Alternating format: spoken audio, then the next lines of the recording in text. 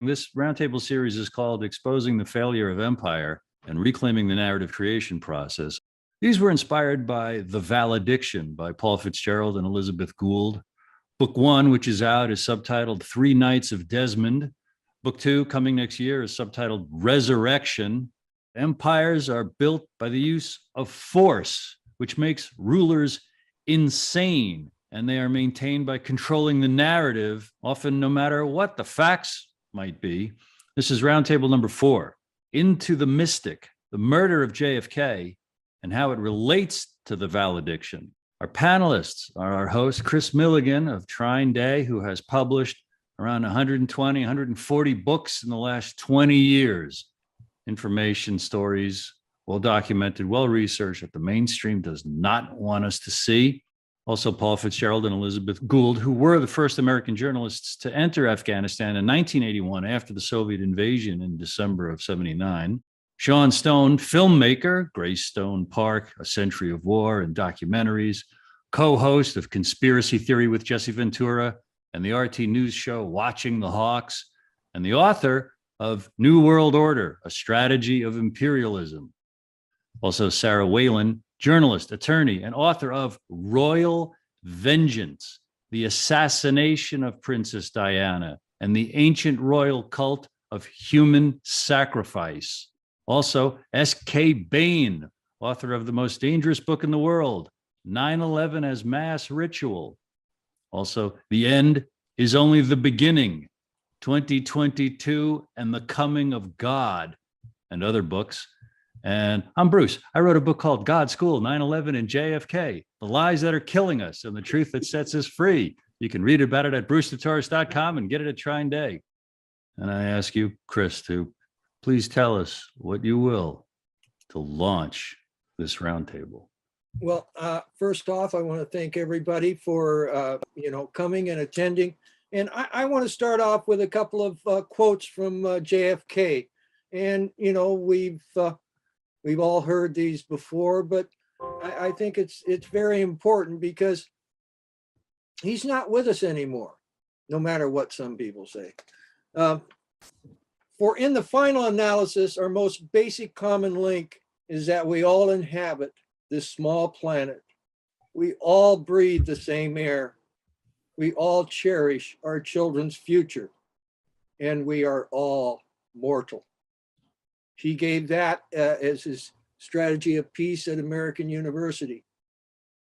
The other quote is, "The great enemy of truth is very often not the lie, deliberately contrived and dishonest, but the myth, persistent, pervasive, and unrealistic. Too often we hold fast to the cliches of our forebears. We subject all facts to a prefabricated set of interpretations. We enjoy the comfort of opinion without the discomfort of thought." I mean, did we lose a great man when he was murdered in Dallas, Texas, over 53 years ago? And would our world be a bit different if he had been allowed to do his job? And, it's been very interesting doing what I'm doing, publishing books, because, books are very, very important. They just, they kind of sit there, people pick them up, and books change people's lives. People change people's lives. And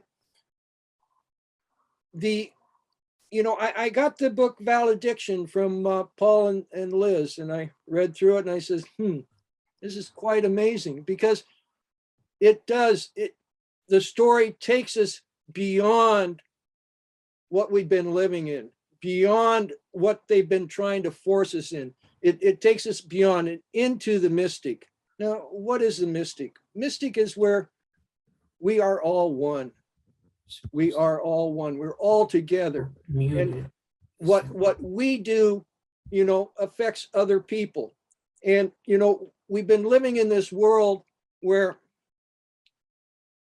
the powers in control are basically controlling us through lies. Okay. And they'll get, somebody here to believe their lie. And then they'll put out another lie and they'll get somebody out here. And then we've got us here fighting about silly lies. Okay. And,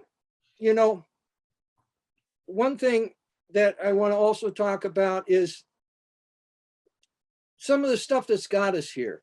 And I posted an article about, it's from Truth and Fiction in the Da Vinci Code. And it talks about the Dead Sea Scrolls and apocalypticism. I don't know how you say that word. But, a big problem is dualism. Okay. In other words, thinking, okay, I'm right and they're wrong. Okay. And it just, it gets us fighting each other. There's a good reason why, if you look at most of the quote unquote religions in the world and philosophical things, they talk very strongly about three, about a trinity. Okay. Because dualism, causes a lot of problems in our thought and gets us, fighting each other. And the powers that be know that. So they use that. So they get us in little camps. And like I've said before, they give the right honest things to carry. They give the left honest things to carry. And then by having them fight each other, it gets all debased. Okay. Another big part is pessimism. Okay. A lot of people think, well, heck, the world's going to heck in a handbasket. There's nothing I can do. Well, sure enough, there's something you can do.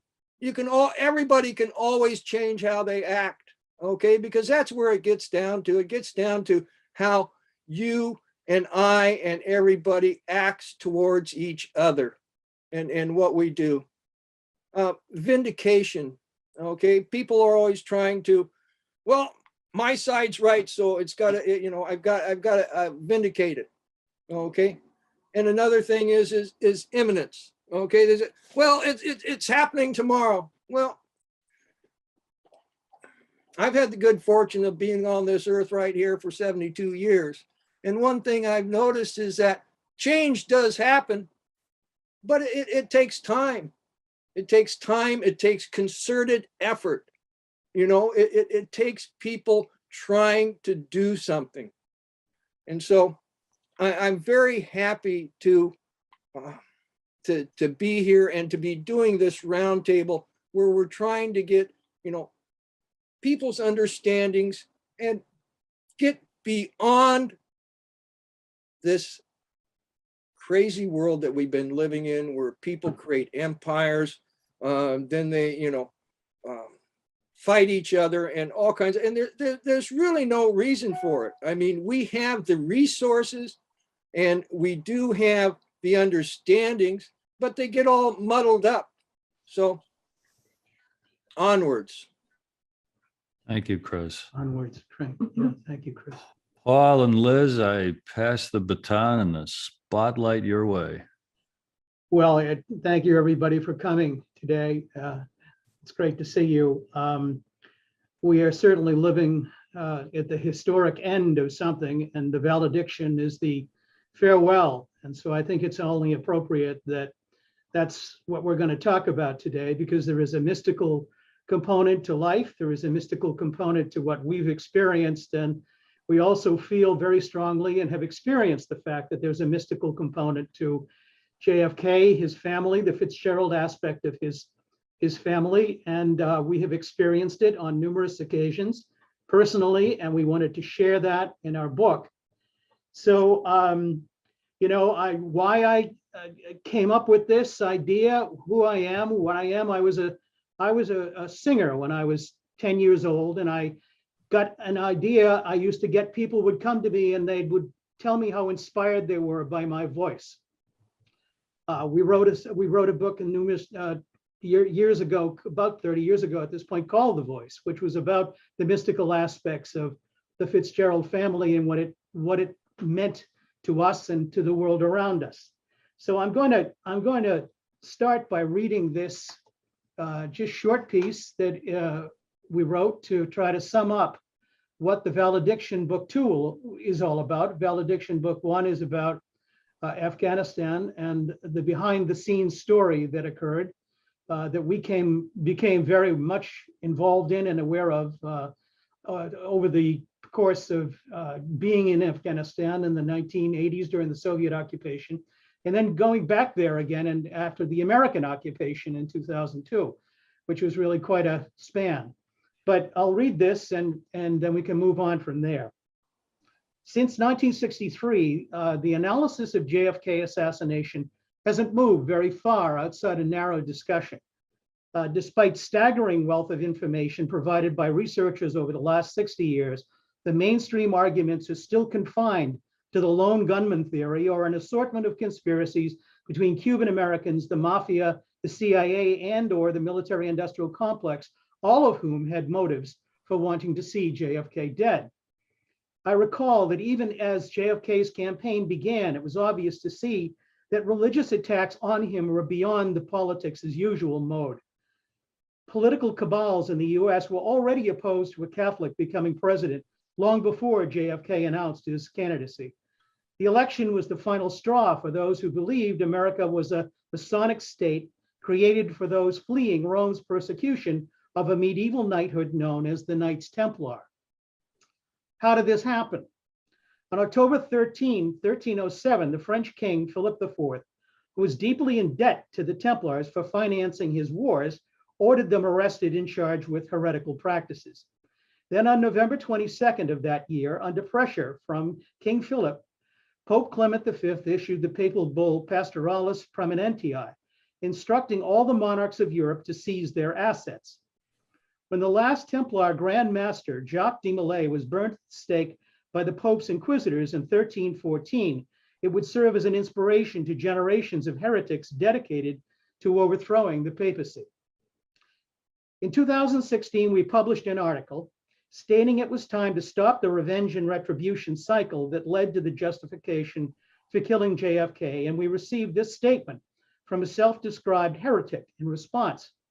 Quote, "This country was created by Freemasons to escape the killing machinery of the Roman Catholic Church. The United States of America exists as a place of refuge from the Catholic killing machinery. It was created as a safe haven from which to launch a counter-war on the church, hence separation of church and state. And yes, JFK, a Catholic, was taken out because of a history beyond his control. Who would allow a Catholic to run a Masonic refuge? So no, we will not forget and we do not forgive an evil institutional empire of conquest and profit and power. It is our work to bring it to a halt. That is no church of Jesus. Satan is more like it. Non nobis domine, non nobis sed nomine. Not to us, Lord, not to us, but to your name give the glory." The time has come to broaden the perspective on the motives behind the JFK murder. The Fitzgerald dynasty began with the 1097 marriage of Gerald of Windsor to Nest, daughter of Rice ap Tudor, King of South Wales. The marriage was arranged under the auspices of King William Rufus, the son of William the Conqueror. As a Tudor princess, Nest's lineage traced back to the mythical Celtic court of Arthur, forming the basis of the Grail legends associated with the presidency of JFK. On August 2nd, 1100, in the New Forest, King William Rufus was slain by an arrow shot by an assumed familiar. Although everyone knew who'd shot the arrow, no one was ever held accountable. It is believed by some that Rufus knowingly accepted his fate and became a sacred sacrifice to inaugurate Britain's aspirations for empire that required both political and the mystical power of the Grail narrative to keep them running. Our premise, which we will be exploring in the Valediction Resurrection, is that like William Rufus, JFK's murder fits a pattern of sacred sacrifice. Whoever really killed JFK on November 22nd, the Masonic Day of Revenge for the destruction of the Knights Templar, was allowed to escape. But more important, like Rufus, JFK's actions seem to indicate he accepted his fate, and he too became a sacred sacrifice. Our thesis today for panelists and guests is, did JFK's assassination complete a Grail cycle that William Rufus inaugurated with the marriage of Gerald and Nest and the creation of a Fitzgerald dynasty in 1097 AD. Thank you. Thank you. The next two panelists are Sarah and Sean, and I want you to indicate who's most inspired and filled and ready to speak into what you just heard. I need a volunteer. Sarah, I'm going to say ladies. Sarah? Sarah, you're on mute. Sean's off mute. Sarah, you're on mute. Okay. I think Sarah, I was going to say, I mean, There we go. Go- Am I off mute? Can you hear me? Yes, you're off mute. Okay. Yes. Well, I think the cycles, with all due deference to your ancestor, Fitzgerald, the cycles you're talking about are much older. They transcend anything going on with the Grail, although certainly the Grail is an idea about things that are far more ancient. And, but I do completely agree with the idea of JFK being, a target, because certainly his Roman Catholicism, even though I wouldn't describe him as a good Catholic, he was born a Catholic. And so that's a later dilemma that comes when the church splits. And obviously America, it was not a Catholic country. It's not founded as a Catholic nation, although it's certainly become, very predominantly Catholic, in certain regions. But I think the cycles you're talking about are much older, thousands, millennia older. And what you're seeing is a modern interpretation of what happened in ancient times with the killing of the king. And your ancestor Fitzgerald is interesting to me. After Rufus, who I think did acknowledge himself as a sacrifice, and he was really a pretty devout pagan. If you examine his life and his sayings carefully, he was not embracing Christianity in any sense. And he came from a pagan tradition where, money was, of course, used to found monasteries. And but that was more like a banking practice, and the Christian church was the one who held the bank. Pagans didn't really hold their money that way. I have to think a little more, because you said many things that are very profound. But has the cycle carried over to modern life? Yes. And I think JFK's assassination was proof of that. And, regardless of what conspiracy you may think did it, to me, whether it's Cuba or mafia, or these are all manipulations of certain groups by what I would call the inner secret circle. Some people call it the hidden hand. They can manipulate, and they're willing to take a really long view of history, so they can wait. It used to be when Rufus was king, you had a 7-year cycle, 9 years if you were in France. This has changed. Modern life has necessitated certain time changes, but they will target someone. And sometimes the target is willing, they understand. Other times the target is not willing. For instance, Thomas Becket. Your ancestor, Fitzgerald, goes to Ireland, and he's one of a group of Norman nobles. And of course, the Normals were these big intruders into the English system, but they had a similar pagan system. When Henry II went to Ireland, he really fled because Becket had been assassinated at his order. 4 magnates carried out the actual act, but there were many others who were involved in it. And all those people took off. Ireland was a place nobody wanted to go. And Henry, of course, had the excuse that he needed to pacify Ireland.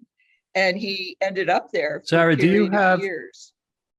So I don't want Do to you- talk too much, but I agree with you. I think there are more details. I think it's way older than any Arthurian history. But what's your, and probably succinctly, so we can handle everything and everyone, what do you have to say about the assertion so far that life, reality, existence has this mystical, spiritual component? Briefly. That's the human world from time immemorial. Look at the caves of Lascaux in France. They're talking to something. They're talking to a divine order. They're worshiping it with fire. They're painting it on their walls. They're carving little Venus figurines to the Great Mother, who, Yeah. Given the physicality of the figure, these are not real figures. But there's an idea and something is moving them. Thank you so much. Sean.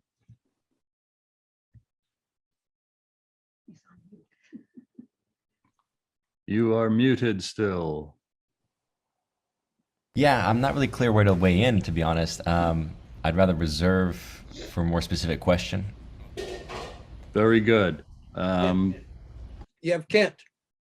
Yes, but for Sean and all panelists to think in terms of focusing in on that bullseye of, the title and the topic, the murder of JFK, how it relates to what Paul and Liz kind of put on the table in terms of this mystical component. Coming right back to you, Sean, but yes, inviting Kent, otherwise known as the author S.K. Bain.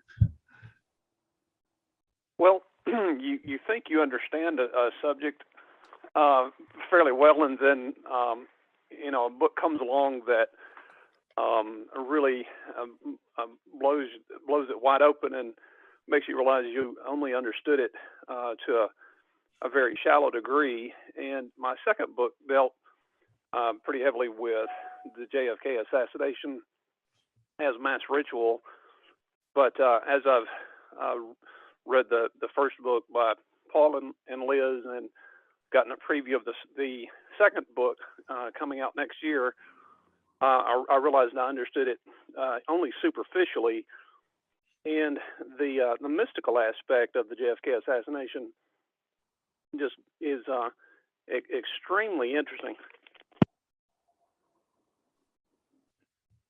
Thank you. And the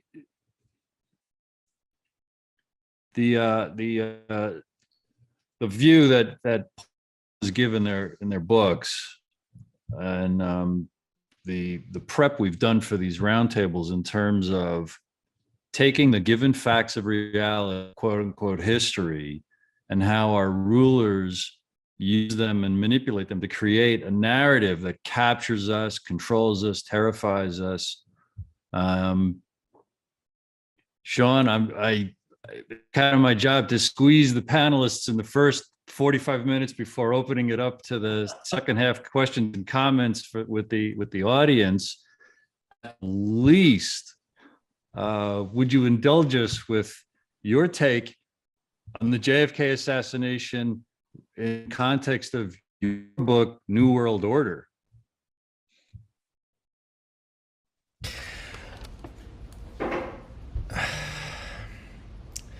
It's so interesting that how much hagiography arrives, with JFK. This, he's really been vaunted into this sainted position by the left, not to the left, I should say, more liberal consciousness, and romanticized in ways that I think are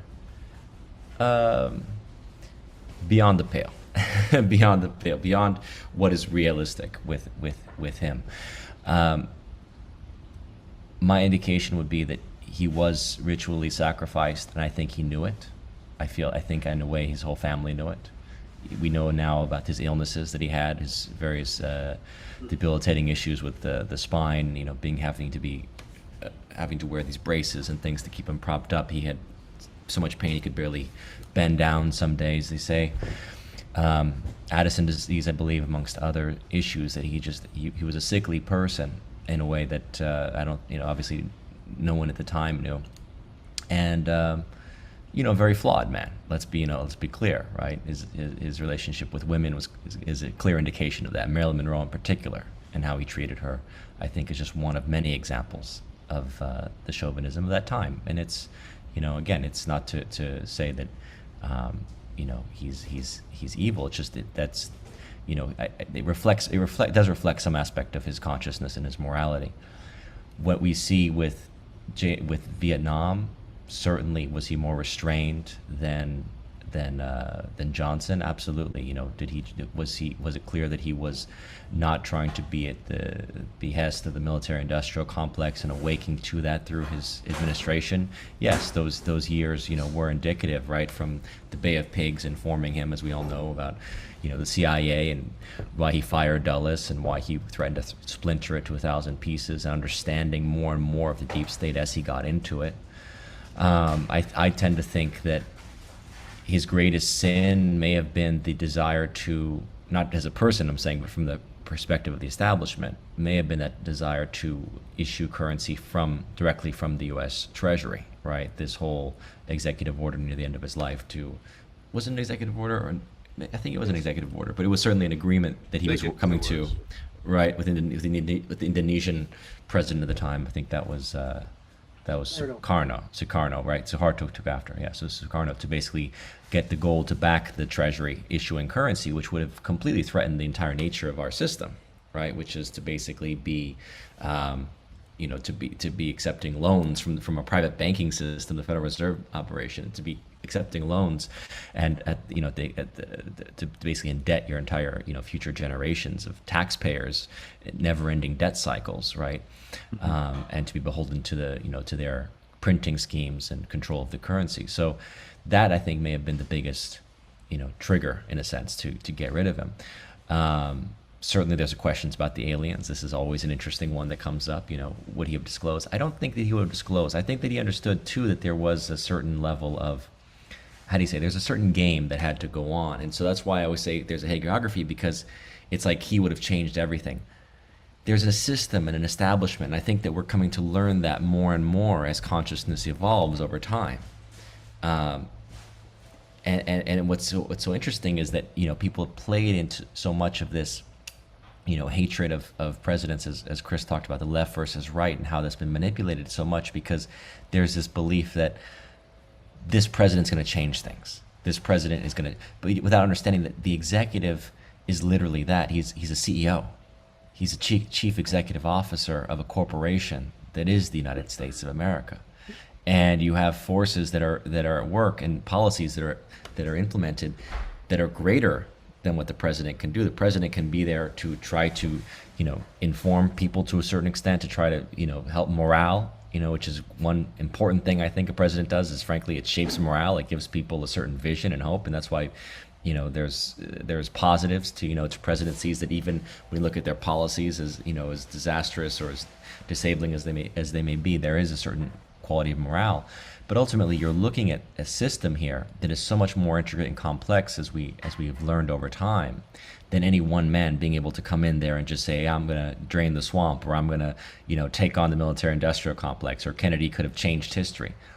I don't know that he could have. I really don't. I think that's part of the problem, is that we get into this idealization of things, that it could have been what could have been, as opposed to saying, no, there are cycles at work and processes that are at work that have to do with the evolution of human consciousness, of us as a collective, and what is now rolling out in terms of the New World Order agenda, which began obviously centuries before Kennedy's assassination, and obviously has outlasted him, is that this New World Order, which is the culmination of empire, it is the one world government that was talked about, and different groups have tried to steer and get control of. And actually one of the great debates that took place probably was in the turn of the 20th century between the race imperialists like Cecil Rhodes, who were Anglo-Saxon white male imperialists saying the empire is going to be a British empire, and the socialists, the Fabian socialists like who was H.G. Wells and others, saying no, it's going to be a one world, non-denominational. We're going to bring the blacks in. We're going to bring the Asians in. We're going to bring the different religions into this. Speaking of bringing other Yeah. things into it, thank you for that. And now it's we still have time. This is when all the panelists can still pick up on what you've heard, contribute or comment further. Sean, I would squeeze out of you. You've alluded to it, and I'm hearing every word you're saying. You're mentioning consciousness and the evolution of consciousness. But like I asked Sarah for some kind of a statement of her metaphysics, as ham-fisted as that might be, because I've heard other interviews with you and am most intrigued and in agreement with what I took to be a statement of your metaphysics to the topic of today, into the mystic.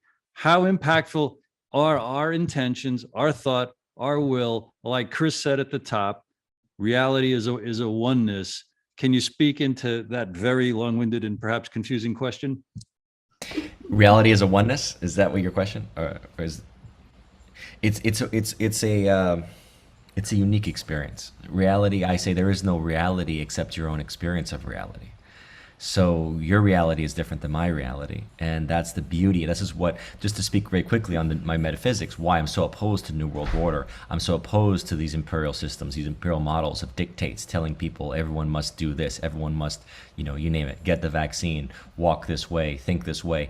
This is is anathema to the nature of the experience of consciousness, which is being in a physical form. That is a unique experience. My experience will always be unique to yours, and we must honor that. Otherwise, you end up with this roboticized agenda, which is, one world. Not in the spirit of we are all one, but, again, at the metaphysical, at the level of God, we're all connected, sure. But if we can't honor the one that is I, the one that is you, the one that is she and him and her, if we can't honor each one, we can never honor that one that is greater than all. Thank you. Thank you. Thank you. I'm still focusing on the panelists here. Everyone's got these warm, very content smiles. Liz, I see a hand. Yeah, I have my hand up.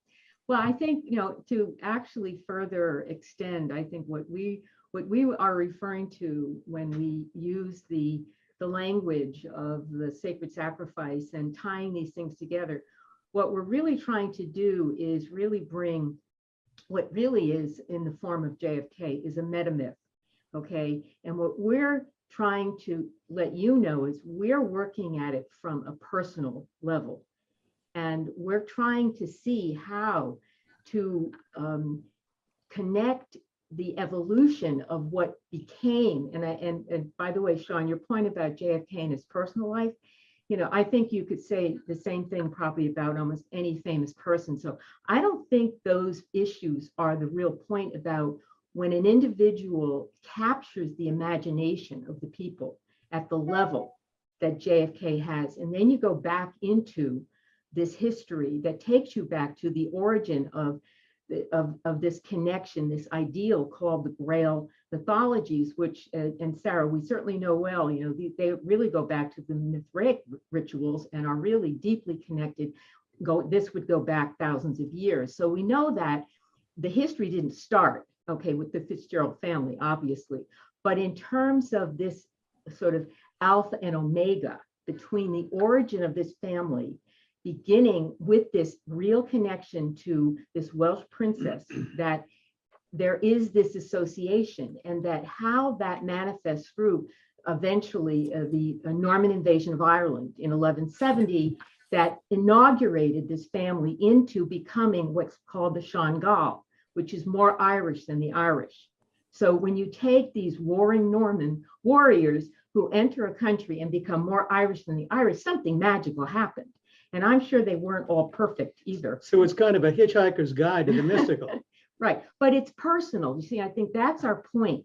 If you can't find a personal avenue into your research, there's a level at which you're not really engaging the most important part of the story. And that's what we were able to do. When we entered into Afghanistan, it was an out there story. It was geopolitical. It was filled with all kinds of very serious, conspiracies that were quite real in the form of the fraud that the Soviets really did, in fact, create the greatest threat to peace since the Second World War when they invaded Afghanistan, which was what President Carter announced, practically the day of the invasion. And, so the whole history around that was something that when we experienced this, the reality that somehow the story really was, the narrative was being created out of thin air. This was in 1981, 1982, 1983. This is long before I think people really had the kind of blanket question marks about the mainstream media. We were inside the mainstream media witnessing the actual manufacturing of this phony narrative. And Liz, if everyone kind of is very up to speed with what you just said, would you take a moment to talk about how the narrative creation, the narratives we're being told in a general way by our quote unquote rulers are descending into more and more, I don't know, lunacy? And where's the hope for us to take the lessons that you and Paul learned in the last 40 years? Throw us a bone here. Okay, I got my bone. Well, that is actually the whole point about, walking through the 80s into the 90s, when we really began to question why we even got into the story. And that's when we started a real authentic journey that led us right into the mystical. We just walked right into it. It was just part of what we began to understand.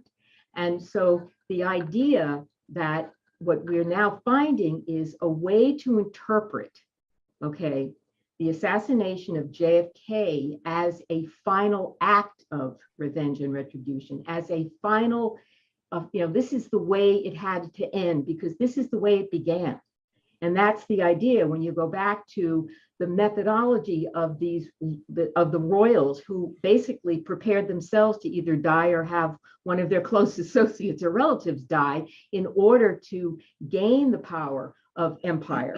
And now we're coming to the end of the cycle. And I personally feel, this is the way I describe, this is not just the end of American empire, this is the end of empire itself.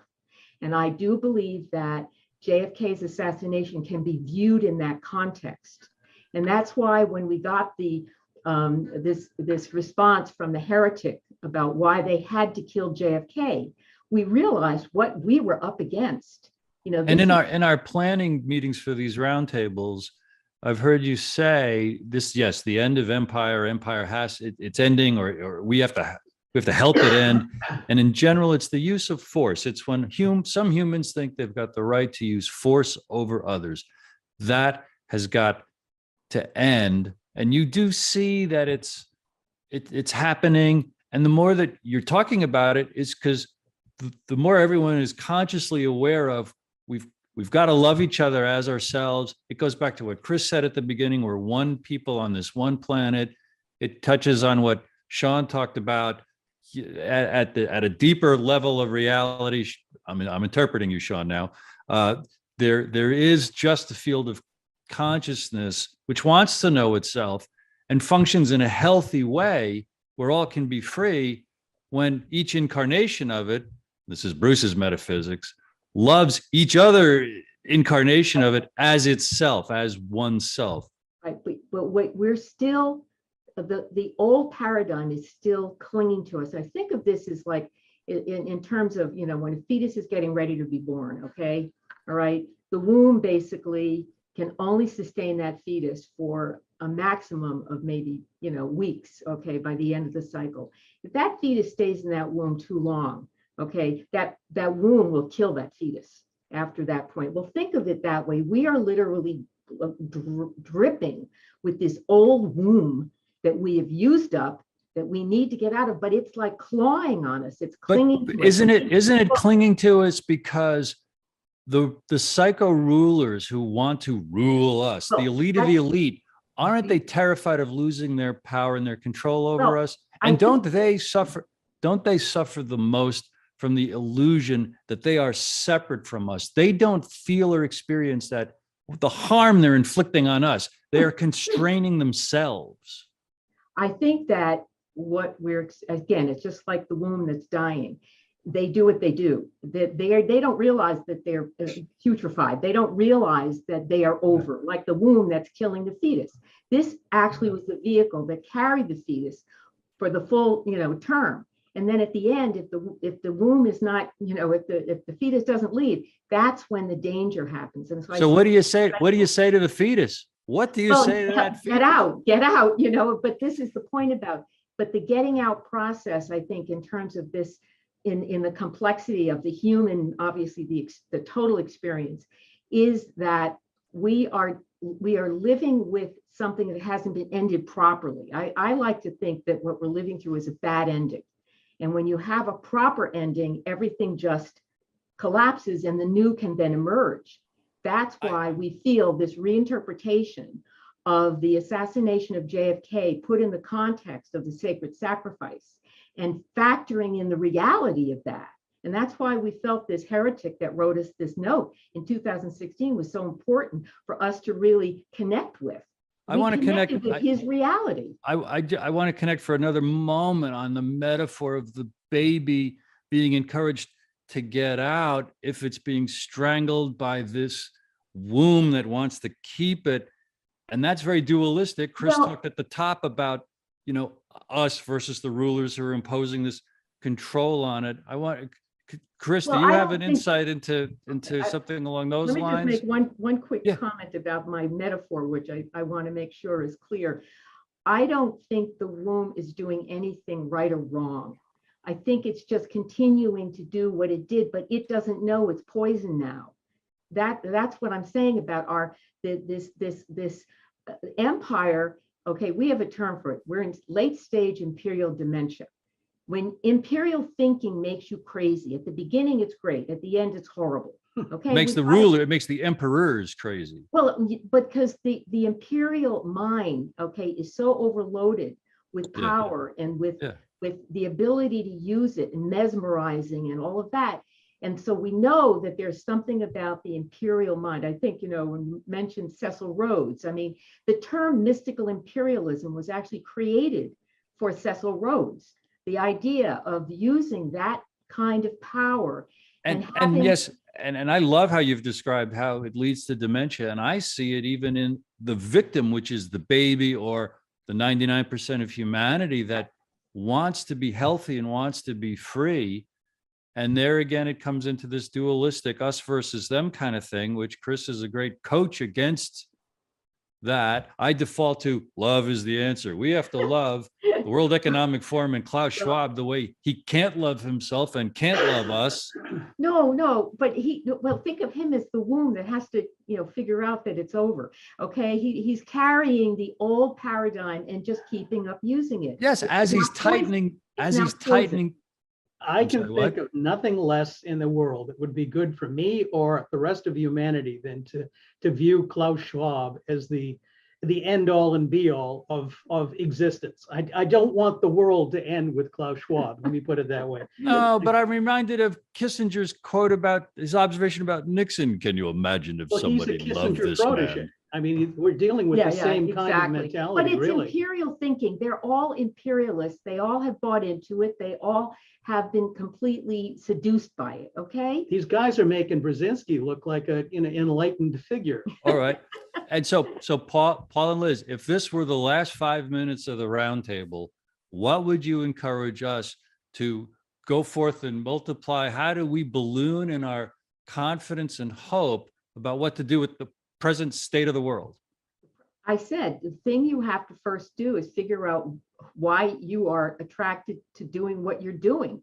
What are you doing it for? Are you in your own story? I think that's the way I put it. We were forced into our own story by the reality we confronted when we saw the way the inside system really created our American narratives. But we did have a mystical experience that was tell about the dream. That was inexplicable. That did push us on the course. It did. It certainly helped along the way. The dream. A dream. Scottish bell bottoms. It was a dream, and it was very influential in terms of what we decided to do. From my perspective, I don't know, maybe Liz should tell the story. I'll give you my, and I heard our daughter yelling at 7 o'clock in the morning as Liz was waking her up for school. Liz? Okay, I go in to wake Alyssa up. She's actually, at the time, she was just about 10 years old. And I wake her up and she starts yelling at me. I was just going to get his name. I was just going to get his name. And I said, what are you talking about? She said, I had a dream. And Dad's father was there. And he brought this man with him who was wearing this funny outfit. And he told me he was 800 years old. And he asked about you, Mom. Paul's father asked about you. And he was just going to tell me his name when he woke me up. And so when Paul heard about the dream, we at that time we had walked away from the Afghanistan story and we were trying to find a new course, but we really had found that that personal tug that really pushed us into the story. And when Paul heard about the dream with his father, because you have to realize that Paul's father had died when Paul was 17, and the last conversation they had was not a good one. And the next morning he was dead. So this was a very important experience to find that his daughter gets a message from his father. And there is this man who connects him back automatically, because Paul knew right away. He said, 800 years with my father. Well, that's the Norman invasion of Ireland. That was, that's what the message was, that go back to the Norman invasion of Ireland. And so that immediately thrust Paul into a complete reevaluation, because we were looking at the esoteric history behind what was going on in the geopolitics, and we did go back in history, but this gave us a personal line right into Paul's family history, which he had heard about it, he knew vaguely about it, but suddenly we were immersed in it.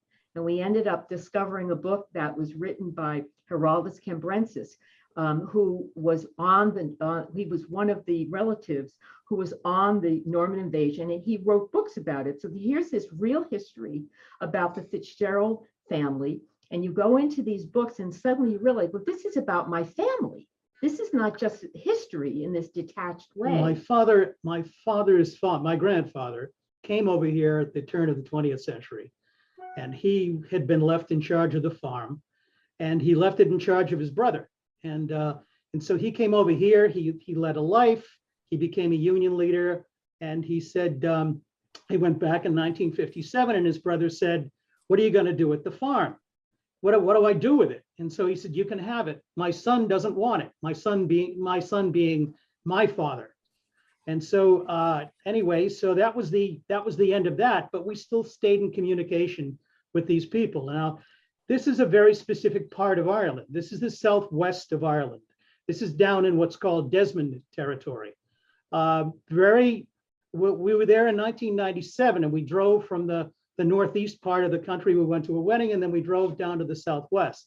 And during that time period, you could hear the music would go from British influenced pop music into Irish music. And by the time we got to that little village where my grandfather's farm was, it was called Abbeyfield. It was totally Irish. It was totally Celtic, completely immersed in the, and they prided themselves on it. They made me sing in the pub. One of the pubs was owned by a second cousin of mine. And he said to me, he said, what exactly, how am I related to you? And I said, my grandfather and your grandfather were brothers. And so he went, my God, he said, there's 100 people in this pub right now. And he said, I'm related to all of them, and you're more closely related to me than any of them. Anyway, yep, no, I know, I'm sure. So these are the kinds of things. And I had already been there. I'd seen the whole setup. There's a bombed out castle at every mile in the area. So they went through a lot of struggles to get their insight into what the world was. Anyway, that's how we ended up eventually writing The Voice, which was the story about the mystical journey we took through dreams and through that original dream by our daughter Alyssa, and eventually ended up now here with the Valediction as the completion of that journey. So what we did was we actually wound up getting us a research book, one of the first research books I bought, and in it was a picture of a man that fit the description of that our daughter Alyssa had said. was in her dream, was the man accompanying my father. So I showed it to her. She came home for lunch one day, and I said, Alyssa, I just got this book and there's this picture in there. And she looked at it and she went, oh, that's the guy from my dream. I went, oh, really? Turned out his name is Alexander Gardner, and he was an adventurer who was the first American to actually end up in Afghanistan as a mercenary working for the royals of Afghanistan. He eventually became the man who Kipling used as his inspiration model for the man who would be king. Yeah. And he had that outfit, the exact outfit that Alyssa described, the Scottish plaid. I mean, the picture's black and white, of course, but you could see it was a Scottish plaid, flouncy hat, and the whole thing. And he made the suit himself. So that was the completion.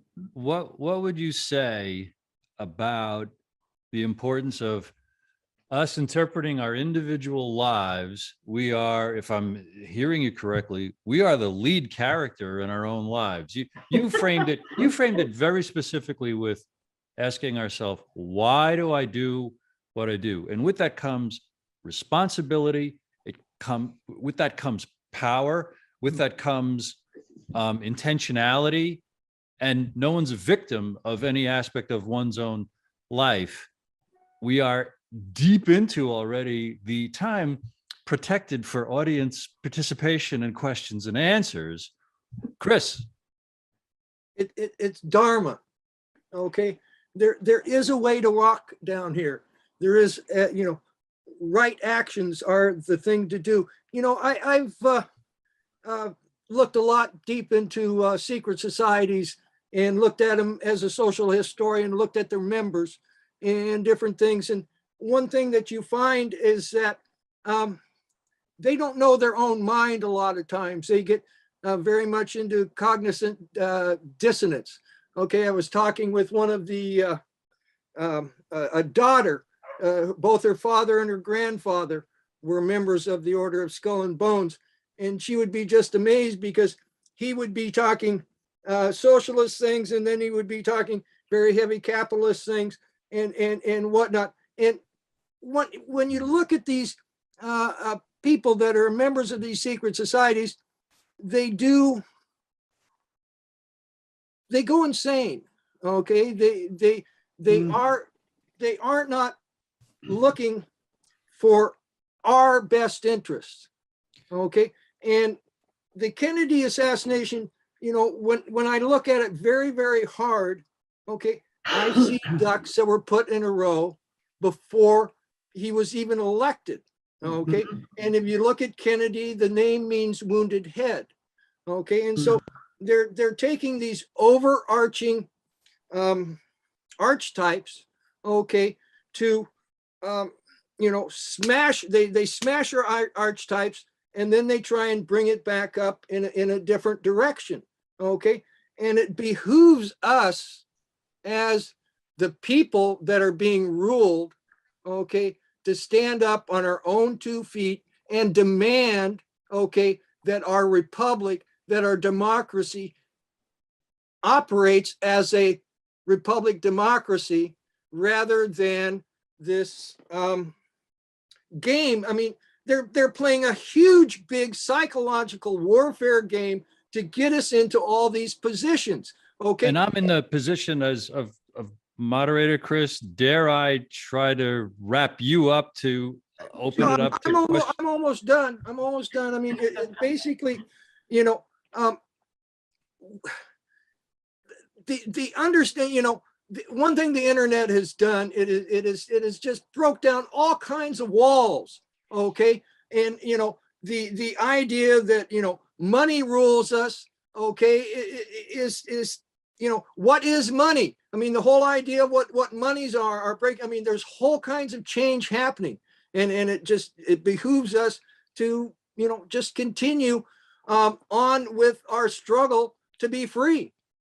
Well, I am going to claim the freedom to say this.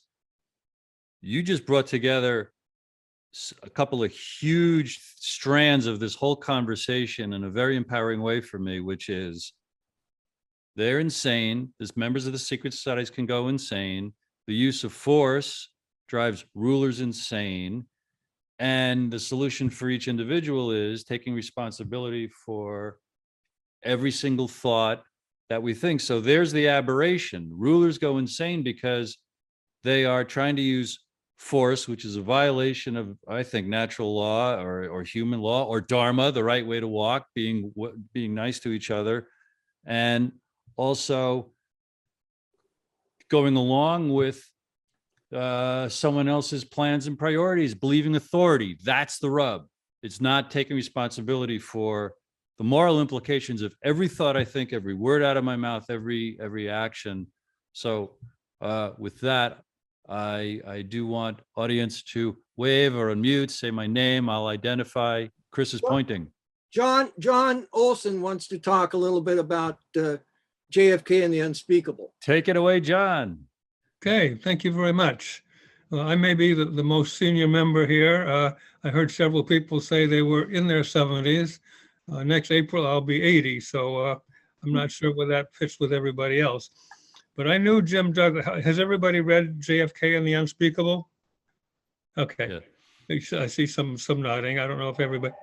Well, I knew Jim Douglas when he was a young philosophy professor in Hawaii, because we were both very much involved with the anti-war, anti-draft movement at the time. So he was a colleague and a friend in the late 60s. So we were involved in assisting the anti-war GIs and so forth. And in the book, he talks about having been advised by Dorothy Day, the founder of the Catholic Worker Movement, study the life of John Kennedy. And she had related to him a time when she and a few of the Quakers had met with John Kennedy to encourage him to scale down the rhetoric and the actions against the Soviet Union and try to at least coexist. They thought it was probably a futile task because he had been known as one of the Cold Warrior types going into the presidency. And so at the end of the conversation, he said in a very prescient manner, he said, "You believe in redemption, don't you?" And from then on, he began to wind down the militaristic behavior of the Eisenhower Dulles regime, including, of course, this may have been before or after the Bay of Pigs. I don't know exactly when this was, but this made a big impression on Jim Douglas, but he filed it away in his head until must have been in the 1980s. He began to, or even later, he began to research the life of John Kennedy. And the book that he came up with was, of course, JFK and the Unspeakable. And he's now working on and nearing completion of a similar book on Robert Kennedy, Malcolm, and Martin. Wow. I'm in touch with him periodically by phone or by letter. So a couple of other things. I like the phrase imperial dementia that the lady mentioned. I didn't get her name. Late stage imperial dementia. You're both speaking at the same time. I didn't get that. Oh, late stage imperial dementia. Late stage, yes, imperial dementia, exactly. Yeah. And one thing that we need to recognize, the people that are in charge of this monstrosity are psychopaths, and we cannot reason with them. Sure. They need to be removed from power. That's a critical thing. And I'm a big fan of dialectical change, where the internal contradictions is what eventually generates a rather explosive change. One thinks of volcanoes where magma builds up pressure, or an earthquake, it builds up pressure, and then suddenly there's an explosion of physical matter in one way or another. Well, and there's also the thing of the polar shift, where the South Pole magnetically becomes the North and vice versa. That happens every so many thousand years. We are undergoing a political polar shift. The Republicans are now finally waking up to what empire is about, and the liberals are embracing it in terms of their attitude toward this entire vaccination routine, which we think is way off the deep end, to say it politely. What would you say to the metaphor of the baby being strangled by a fetus that has outlived its usefulness, John? Did you like that metaphor, and how would you speak to that? Well, I'll refer you to this book that I brought over here. I'll put this up here so people can see it. Sacred Instructions. Yes, by Sherry Mitchell, who is a Penobscot elder here in Maine. Well, not that old, but she's one of the really wise women who has great insights. And she uses that same analogy of we are in a birth process, which is messy and painful. Mm. And she goes into some really revealing things, including that her own children had chosen her to be their mother. And also that 7 generations ago, the elders of like Sitting Bull and the other great chiefs of that time had said, eventually the young whites will come to us for wisdom. And that is what happened at Standing Rock. Mhm. Well, I love that. And I could keep asking you questions, John. I want to see if others want to ask or We have a contribute. chat question, I think that. has We'll been- do it. How is Jim these days? I think we covered everything in the chat, Liz. Well, the Which one? JFK, is, the reference to Camelot, I thought was actually.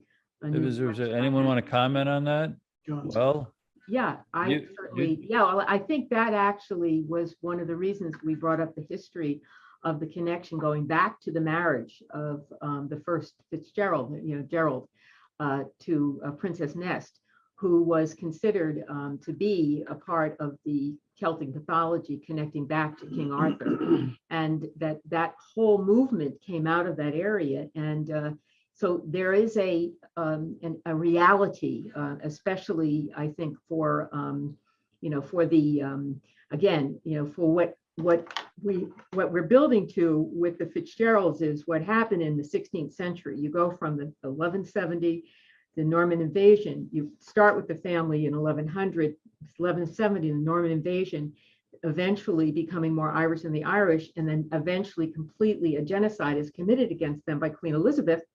And you talk about, a sacred sacrifice. Well, it happened back then. So you can see, this is all wrapped up with the Grail, and the myths surrounding the Fitzgerald family are rather powerful that way. I'm Kris, real quick. Camelot, if you're going to kill the king, okay, you have to make the population think that the president's a king, okay? And you refer to him as Camelot, and he's this, virile guy. I mean, it brings him into a king so that you can then kill him. And I see that. Absolutely. And Charlotte and then Sarah, but real quick to Camelot, Jackie Kennedy was quoted in Life magazine within a month after the assassination, and that put the Camelot tag on Kennedy's administration for history since then, to most intents and purposes. Was that coincidental? Was Jackie intentionally seeding some clue, Liz, along the lines of this history? That'll be. They called it Camelot before then. It was called Camelot, I was unaware. The reference, I think the reference. Okay, great. Kind of common.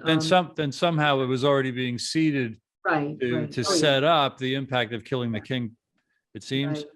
Right. Charlotte? Right. I don't know if the heretics, like the one who wrote that note to us, needed to have any reference to Camelot to want to kill a Fitzgerald, who was, there were already a genocide against the Desmond Fitzgeralds by Queen Elizabeth. So there was precedent for that already, 400 years earlier. Right. But without this wisdom, it might fall under the hagiography, the worshiping, the adoration of JFK, as opposed to, wait a second, there's a bigger implication there. You just had the musical Camelot that just come out just before Kennedy too. This is true. This is very true. They actually said Jackie Kennedy was the one who publicized that connection the most. Mhm. in Life After the magazine, yeah, assassination. within a month after yeah. Right. But I always before, found The Lion in Winter more interesting than Camelot. So The Lion in Winter, the movie Lion in Winter, or the play Lion in Winter, yeah, I think it was more accurate description of what life was really like. wonderful. Right. All right, back to some good moderating here by yours truly. Charlotte, if you'll unmute, we're ready for your comment or your question. Cheers. Okay. I agree with John about the dialectical nature that we're in, and I do think we're on the verge, I hope, of a big, more global embracement, discovery, et cetera, that you've been talking about. I just wanted to add a few things about JFK. You've heard me talk about this book before, but Thy Will Be Done, which is co-authored by Jerry Colby, mostly by him and by me, 18 years of work. Here it is. The Conquest of the Amazon, Nelson Rockefeller and Evangelism in the Age of Oil. Now, what I want to say about this is that some people that know this book well have called it the best book on the JFK assassination. You may be startled to hear this. We did not broadcast. We just put our information in there. And one of the things that we have in there is a chart. This is on page 328. I'll tell you what it is. It's a chart showing high Kennedy appointments from the Rockefeller network. And we just showed them. Everyone that was involved in devising foreign policy and national security strategy were from the Rockefeller networks. When I showed this book and this chart to one of the developers of the film on JFK, I'm sorry, what's his name, Phil? We've all been talking about it. Yeah, Oliver Stone's. When I showed the chart to one of the research, he blanched and he said, "Oh my God, they're all involved in the cover-up." Now, if you read this book carefully, then another way to approach the Kennedy assassination is from the idea of the exigencies of empire that Nelson Rockefeller was thrown into. It's not like he wanted necessarily the genocide of Indians to happen, but he got involved in developing the family empire in Latin America.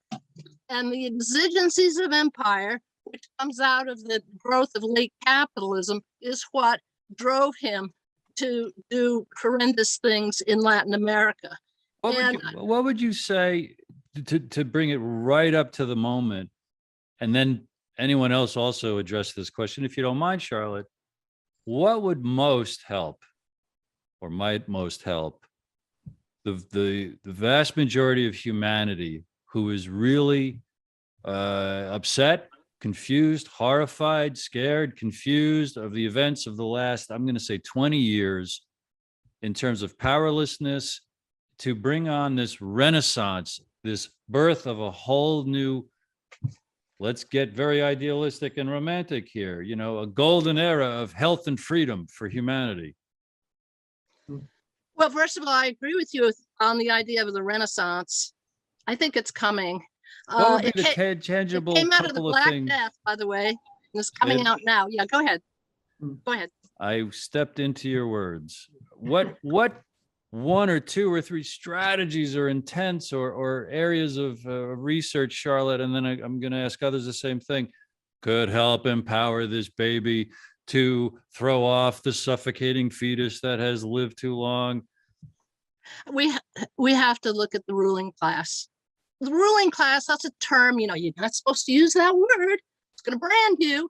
You have to look at the ruling class. The ruling class has hidden, and you're all, you know, you guys listen, Paul, you know what I'm talking about. I mean, yeah, and they may have their mystical background too. And that is what unites the right with the left. I mean, I went to a conference, a decade ago, and it was all about trying to understand the power research and the 1%. And there were actually some conservatives sitting in there. That is what unites it. That's what gets people to understand what's really at stake. And that's why it's, you know, a privilege to be in Kris Millegan's world and have my book published by him, because Kris, your mission is to, expose the folks in the shadows who are reaching down from the secret societal level to have their way with us, play us against each other. And I'll open this question to anyone who wants to address it very specifically. Besides learning the truth behind the scenes of current events and even recent history of the Kennedy assassination, boy, it's tough not to give a big sermon because I got a lot of opinions myself about what I'm asking here. Take it away, somebody along the lines of him. Yes, I wanted Liz. to comment on Charlotte. I think you really hit the nail on the head about, we do have a future to look forward to, but my theory is that what's keeping this old process clinging is because it really hasn't been ended properly. There is a correct way for something to end, and that was the point. When we keep the engine going, the revenge and retribution cycle has got to end. Somebody who deserves to, lash out at the world for the cruel things done to them and their family has got to say, this is it. I'm the one in my family who's going to end it. And that's Paul, okay, as a Fitzgerald. That's what he's saying. That's what we said in our article in 2016 that this heretic responded to. We said it is time for the cycle to end. We can't keep justifying killing something for something that happened 1,000 years ago. Oh, isn't the best way, or a very effective way to do that, Liz, is exactly what we're doing here, which is to make this conscious, make it more well known, because as I like to say, something will happen when enough of us know. Yeah. Because those who are trying to cling to power and use revenge and use force against each other, they're going to continue doing that unless enough folks who let authority do their thinking for them, let media do their thinking for them, start to get challenged by folks like us to ask, why do you think what you think? Why do you allow what you allow? It comes down to the moral responsibility. We can no longer just follow orders from those we think we need to defer to. And that's what I would tell that baby who's struggling to become more robust, more awake, and to say, I'm ready to get out of this cocoon, please. Yeah. I'm ready to take some steps. I'm ready to scream and sing and shout. Yeah, I agree. If I might say something real quick. Absolutely. My research has always shown that certain families are sacrificial families, and they do that very willingly. And then they rise up to be an elite group like the other elites, and there's a switch around. And I think when families were larger, that was more accepted. Now there are a lot of different things, especially since the end of World War II. Families are smaller. People aren't so willing to even send their children off to war. That the draft ended. I think that was something really important. And, fighting these wars became kind of a choice. There's a certain amount of brainwashing where they tell you, oh, you're going to be a hero. You'll have a job in the army. Sarah, but I think that people have to get a deeper understanding of how these elites have worked. And, the remark about Kissinger with Nixon is interesting because Nixon didn't come from an elite group. The Bushes are a powerful elite group. They've managed to hide themselves for generations. But I taught at Texas A&M, which was Bush country. George and Barbara, for some reason, they really latched on to Texas A&M. And it is like a cult there. They have a library that's not a library. It's a cult worship of the Bush dynasty. It's chilling to go there and see it. The grandson, George P., used to periodically show up at faculty meetings, and this 30-something nobody person would be lecturing really highly educated people about the future of the Bush dynasty that we were supposed to accept. And I remember just sitting in these meetings laughing because he's an idiot. He's a real estate agent. He joined the Navy simply to have this background so that he can go into national politics at some point. I think you just have to stand up and start pointing. Not only is the king very dangerous, but the king has no clothes. Sarah, Yes. real quick. your first thing about some families are sacrificial and then they become prominent. I've seen that in either maybe with the Hinckleys, maybe with the Bin Ladens. The Hinckley thing is a Wait, very interesting But connection. just to make this point, why would a family, well, if it's for the sake of rising to power, feeling that you earned it, we paid the price. We sacrificed one of our own. So now the next generation, we get to rise up to a position of power. The Exactly. rub, the thing that the burr under the saddle is, such families might do that so that they could have their turn being the ones at the top who get to inflict force on others. And Liz and Paul, for all these roundtables and all of our planning, and I'm circling this because I'm watching the time and the clock, and it's to give us a reality check and not just have a BS detector, but to have a use of force detector to eradicate that, to spot that as the thing to eradicate. The idea that anyone can or should elevate themselves to the position of being able to inflict force on others. That is such a quintessentially opposite from an American idea. The solution is the American idea of the consent of the governed. And I want to put that on the table as a point to ponder for all of us as something we can practically do, because it ties right back into, why do I think what I think? Why do I put up with what I put up with? Because I'm powerless. You can't fight City Hall. Why do I think that? And obviously, those folks of us here want to accept the challenge that everybody can do something and everyone should try. John, I see your hand. What have you? Okay, just I'll putting things on the chat. I won't repeat that, but it occurred to me a day or two ago when these public officials take an oath to defend the Constitution as a solemn oath. Isn't that a contract with those who have elected them? Mhm. It seems to me it is. Mhm. And if they break their contract flagrantly, blatantly, isn't that grounds for removal? I would think. And you're also highlighting or responding to the fact I just brought up, the Constitution or American premises, political premises, and how so much lip service is given to them during election seasons. And we see people get sworn in and swear to preserve, protect, and defend the Constitution. And yet, for many intents and purposes, it was ripped up after 9/11 with the USA Patriot Act and with the Department of Homeland Security. I've been saying in a number of conversations lately, America doesn't exist anymore. America exists where folks live under the Constitution. We pretend it does, but we've got to, each of us, identify as a Minuteman, not with a weapon, but with the notion that we have to do what we would like a president or representative to do. We have to understand, preserve, protect, and defend the Constitution verbally with love, before we expect anybody else to. Well, Yes. I think that one of the problems that we have to really confront is this ability to, to end the Constitution under certain circumstances has always existed.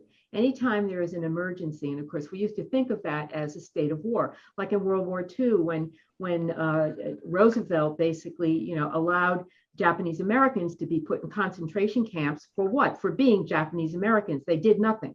And we've been in a state of emergency since 9/11, right? No, it's not just that. So, but the state right now, we are in endless war. So the endless war now justifies endlessly. So we have to address the original problem, which is there should never be a reason why the constitutional right should ever be abrogated. Zero. Okay. Yes. That is obviously, we've got to have the right language and the right approach to what the source of the problem is.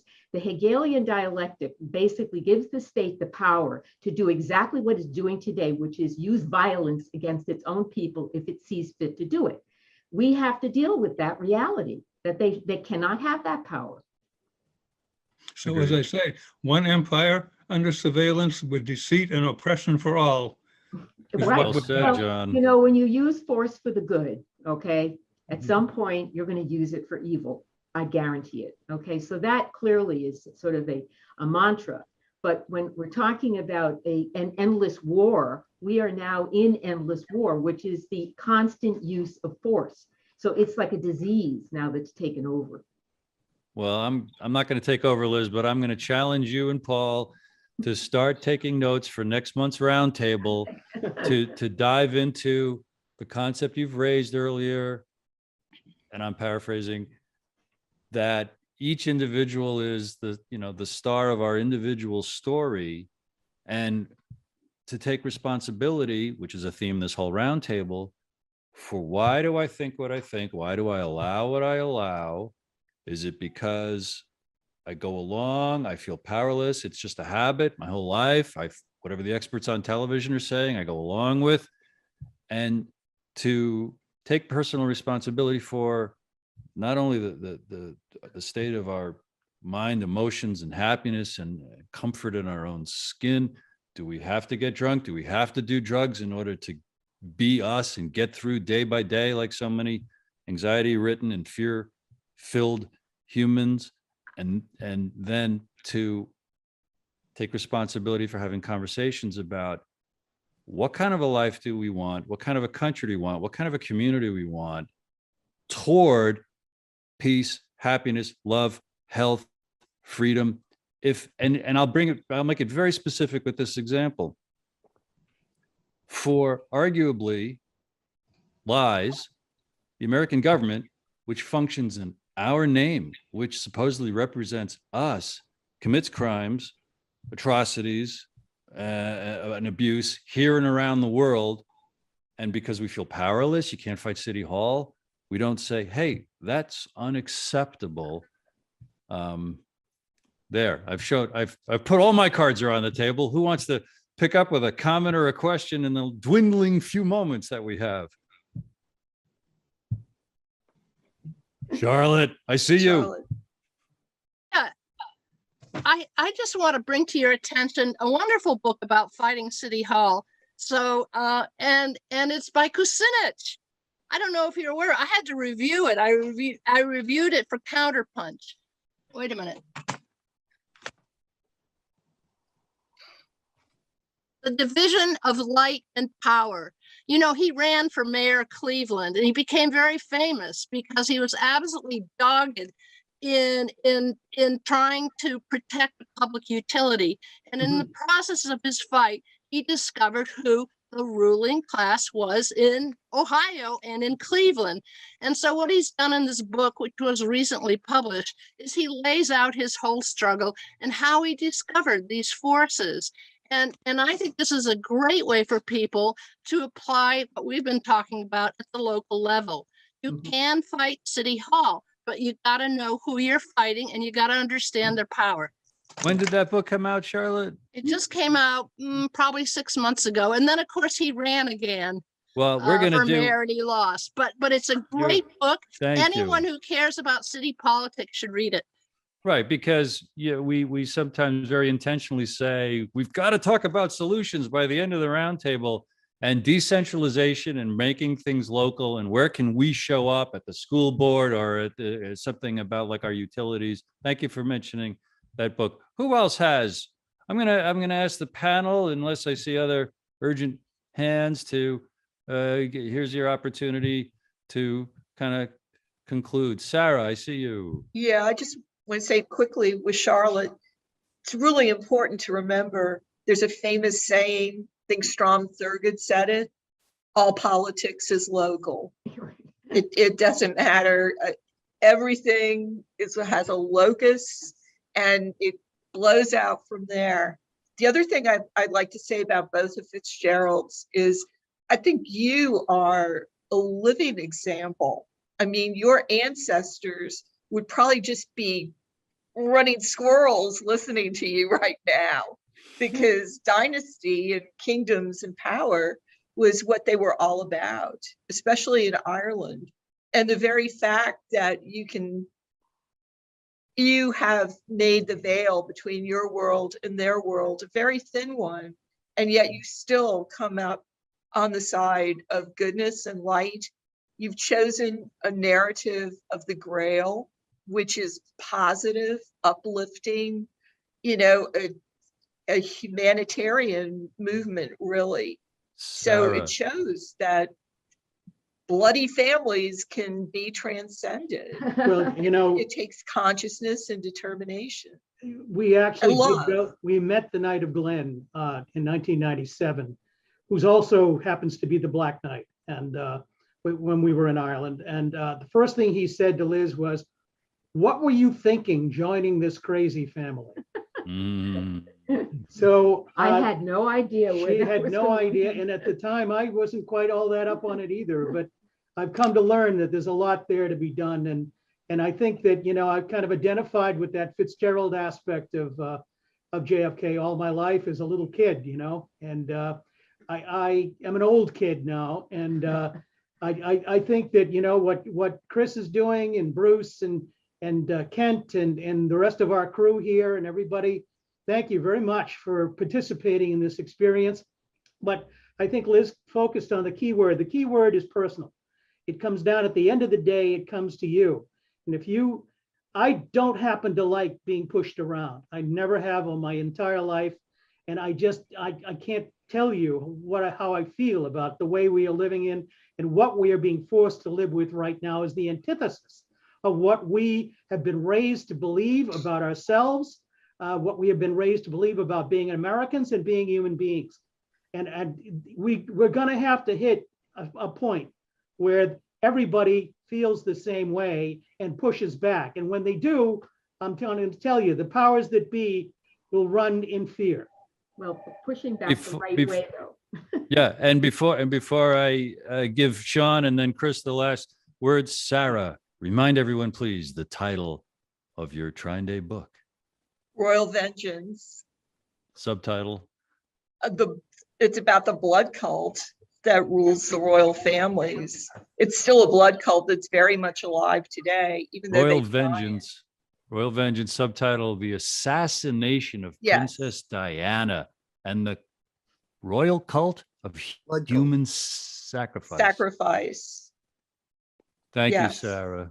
Sean, do you want the opportunity to say or ask any concluding observations? Me? It's John Olson. I think No, it was John I Olson wanted to say threw it something? to Sean. We're wrapping up, John, with the panel. Sorry. I mean, I think everyone has spoken their mind, and I think we're pretty clear at this point as far as as far as the socio-pathology of the ruling elite, and the question, of course, becomes how long until we can evolve beyond that. I do believe that this new world order rolling out, as I was speaking of earlier, it's like this world order has to, in a sense, become manifest and tangible for people, so that those of us who've been talking for decades about conspiracies and this, the potential conspiracies, now people are seeing it. And the irony is, a lot of them don't care. But the truth is that if they don't care, then they're not meant to inherit the world that is to come. I do believe that there's a spiritual quality to this whole thing, this spiritual war, that you have to stand into your sovereignty. And if you can't do it, if you don't want to do it, then you're not meant to be here to partake of what we get to enjoy, once this system comes down. If you're sitting here waiting for orders, waiting to be told what to do, you may go with that dying system. And so this is the choice point. And that's why America, as you mentioned earlier, Bruce, about, the importance of America, it's clear America is the only country in the modern world where the people, again, it was all a bunch of white landowners. Well, it doesn't matter. The principle was there. The principle of people saying we endow the government with powers because we ourselves are endowed by a higher power. That's unique in human history. Maybe since thousands of years ago, I don't know, but I'm saying in the modern world, that's what's unique about America. And all these people hate America so much and are coming out, especially amongst the left in particular, to destroy it because they're playing upon, as you talked about, America had racism, we had slavery, we had this. Beat yourself over, like those priests, beat yourself in the back, you must, pay retribution for it. No, we don't. We need to step into the promise of what America gave us with the Constitution, with the Declaration, with that spirit, to say we the people are endowed by a creator higher than any person upon this planet, higher than any being on this planet. No king gave us that right. No government gives us our rights. And I've traveled the world and I hear people, the government tells us what to do. Not in America. And that spirit has to be felt everywhere in the world. And this is why it's so important that America stands in this time period. We have to prevail as a nation, even if it's just a few states that remain. As long as we preserve that constitutional integrity, that spirit, the whole world can follow. And then America becomes the beacon on a hill that was promised. And that is the true destiny of this country. Beautifully said. Bravo. Well said, well said. Beautifully And said. with that, I invite our host, Kris Millegan, to share. Change is happening. I mean, we're, 20, 30 people here, and there's a lot of people that are getting together and are talking about this. And there's a lot of change that is happening, and it is going to happen. It is bound to happen. And yes, America is very, very important. The hell that our founding fathers went through to understand what it means to have your own country as a republic, as with democratic institutions, and change. Change is happening, and and it is up to us to direct that change. Okay, because we all have control of our own actions. That's really the only thing that we have control over, is our own direct actions. And so the thing to do is to, again, we have a planet, okay? We have one planet here. We need to treat it nice, or it won't be nice to us. And we need to treat our brothers and sisters as ourselves. I mean, it's not like we don't know what to do. It's not like, people haven't said, hey, here's how we can have a nice, happy, peaceful world. Okay. But you have people that are using very sophisticated tools, okay, to move us. Again, I talk about this all the time about having us fight each other, but that's where it starts. They play us into camps.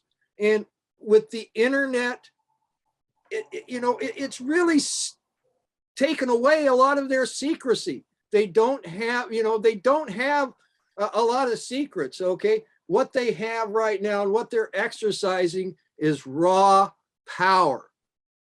Okay. And we need to talk to where they exercise this power, such as the media. Okay. And we need to, continually to try and get those people that are working for the media to start working for the people instead of their bosses. And, and start, how many, I got very mad last night at the TV, because somebody was sitting there trying to tell me that James K. Earl killed Martin Luther King, and again, they have these PowerPoints, you might say. I mean, that they have to maintain that Lee Harvey Oswald killed Kennedy. They have to maintain that 9/11 was done by 19 Arab hijackers. Okay, but these guys were just all patsies. What does a patsy do? He puts a frame around himself and dies. Okay, and they're just trying to push these points onto us. And we have to just continue to resist and try and get the people who are working for them to stop and start working for us. That's all I have to say. Onward. And I always encourage folks to go to TrineDay.com, buy a book. If you want to know what books to buy, go to the podcast. Kris has interviewed almost 70 of his authors in the last 15 months, once a week, about 30 minutes long. Discover an amazing book and spread the word. Good things will happen when more of us know more truth about what's going on. And as Kris said, onwards. Onwards. Thank you all. Thank you, Thank everybody. Thank you. Bye-bye.